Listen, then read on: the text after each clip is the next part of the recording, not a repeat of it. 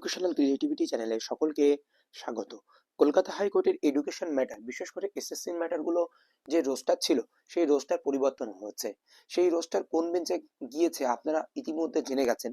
তো কোন কোন মামলা আগামীকাল সেই নতুন রোস্টারে শুনানি হবে, বিস্তারিত এই ভিডিওতে আপনাদের সঙ্গে বলবো। কারণ আপনারা হয়তো অনেকেই খুঁজে পাবেন না, কারণ আপনারা জানেন জাস্টিস অমৃতা সিনহা সিঙ্গেল বেঞ্চে চলছিল এসএসসির মামলা আর এডুকেশন সমস্ত গ্রুপ টু ম্যাটারগুলো জাস্টিস তপব্রত চক্রবর্তীর নেতৃত্বাধীন বেঞ্চে এই মামলাগুলো চলছিল। তো আমরা এখন পুরো বিষয়টি এই ভিডিওতে দেখে নেব, বর্তমান এসএসসির ম্যাটারগুলো কোন বেঞ্চে রয়েছে আর কোথায় শুনানি হচ্ছে। তো আগামীকাল, কারণ আপনারা জানেন যে 10 নম্বর থেকে শুরু করে এক্সপিরিয়েন্স মামলা থেকে শুরু করে একাধিক মামলা কিন্তু শুনানি হচ্ছে কলকাতা হাইকোর্টে। কিন্তু তার মধ্যে গুরুত্বপূর্ণ হচ্ছে এসএসসি 10 নম্বর মামলা এবং এক্সপায়ারি অফ প্যানেল, এই মামলাটি। 10 নম্বর আগে কি পরে এই সমস্ত মামলাগুলো, কিন্তু সেই মামলাগুলো কিছু কিছু মামলা কিন্তু জানুয়ারিতে ছিল, কিন্তু তার মধ্যে সবচেয়ে গুরুত্বপূর্ণ আরো কয়েকটি মামলা ছিল, যেমন এসএসসি পোস্টমূল মামলা, এসসি পিএইচ ক্যাটাগরি সংক্রান্ত মামলা। এই ধরনের কিছু মামলা কিন্তু আবার শুনানির জন্য লিস্টেড হলো, কারণ এইগুলো এসএসসির ক্যান্ডিডেট বাড়বে কি কমবে বা প্রতিযোগিতা কি হবে, সবগুলো কিন্তু আমরা দেখবো এই ভিডিওতে। তো চলুন আমরা দেখে নিই।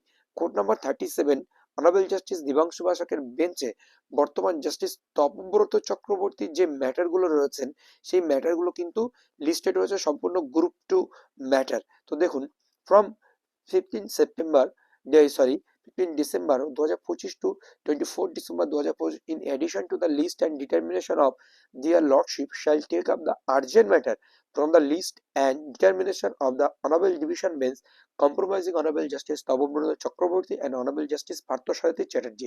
এই পার্থসারথী চ্যাটার্জি এবং honorable justice তপব্রত চক্রবর্তীর মানে আর্জেন্ট ম্যাটারগুলো এই বেঞ্চে জাস্টিস দেবাংশু বাসক, জাস্টিস সাব্বার রাশিদের বেঞ্চে শুনানি হবে। সেখানে এসএসসি গুরুত্বপূর্ণ কয়েকটি মামলা এখানে লিস্টেড হলো। সেখানে কমিশন স্বয়ং সেই মামলাটি চ্যালেঞ্জ করলো। দেখুন, অ্যাপ্লিকেশন গ্রুপ টু ম্যাটার, এখানে 83 থেকে শুরু করে 90 পর্যন্ত যে ম্যাটারগুলো রয়েছে, West Bengal central school service commission স্বয়ং এই মামলাগুলো চ্যালেঞ্জ করেছে। দেখুন, অর্ক কুমার নাগ তাদের অ্যাডভোকেট রয়েছে, সুলতা মজুমদার, জগবন্ধু মাইতি, সুব্রত সর্দার, মল্লিক বর্মন, নমিতা দাস, পূর্ণিমা মজুমদার, সুজিত দাস, তানিমা মন্ডল। এই যে ম্যাটারগুলো আপনারা দেখলেন, এই ম্যাটারগুলো সম্পূর্ণ SC pH category, EWS category. যাদেরকে পিএইচ ক্যাটাগরি, এসসি ক্যাটাগরিতে তারা 200 টাকা চালান কাটার পরেও তাদেরকে জেনারেল ক্যাটাগরি হিসাবে নেওয়া হয়েছে বা তাদের সুযোগকে সংকীর্ণ করে দেওয়া হয়েছে, এই যে সম্পূর্ণ বিষয়টি রয়েছে, সেই মামলাগুলোর শুনানি কিন্তু আগামী কালকের জন্য লিস্টেড হয়েছে ডিভিশন বেঞ্চে। তো কালকে কি এই মামলা শুনানি হবে, বিস্তারিত তথ্য আমরা পরবর্তীতে আগামীকাল একটি ভিডিওতে দেব। এবার সিঙ্গেল বেঞ্চের যে ম্যাটারগুলো ছিল, সেই ম্যাটারগুলো উঠে এসেছে জাস্টিস সৌগত ভট্টাচার্যের বেঞ্চে। দেখুন, জাস্টিস সৌগত ভট্টাচার্যের বেঞ্চে আপনারা দেখতে পাচ্ছেন, from 15 December 2025, 24 December 2025, addition to the list and determination from of his lordship shall take up the urgent matter from the list and determination of honorable justice Amrita Sinha. Justice Amrita সিনহার কিছু আর্জেন্ট ম্যাটার উনি নেবেন। তো সেখানে আপনারা দেখতে পাচ্ছেন কিছু আর্জেন্ট ম্যাটার লিস্টেড হয়েছে। দেখুন, আর্জেন্ট মোশন মেয়ার গ্রুপ টু ম্যাটার, একটি হচ্ছে সাদ্দাম হোসেন, প্রদীপ্তা চন্দা, প্রকাশ দাস, এমডি রবিউল ইসলাম। অ্যাডভোকেট কে রয়েছেন? রাবিয়া খাতুন। ইনি কেয়ার অফ হচ্ছে অ্যাডভোকেট আলী হাসান আলমগীর জুনিয়র, ওনার নামেই রয়েছে। তো বিষয়টা দেখুন, প্রথমে শেষের দিকে 7 নম্বরে কি ম্যাথামেটিক্স এর বিষয় নিয়ে মামলা, তারপরে বেঙ্গলি, হিস্ট্রি, জিওগ্রাফি, এই সমস্ত বিষয়ের যে প্রশ্ন ভুল হয়েছে, যেগুলো ইচ্ছাকৃতভাবে কমিশন নাম্বার দেয়নি, যেখানে যে উত্তরটা হওয়ার দরকার সেই নাম্বারটা নিয়ে সেই মামলা কিন্তু শুনানির জন্য লিস্টেড হয়েছে আগামী কাল।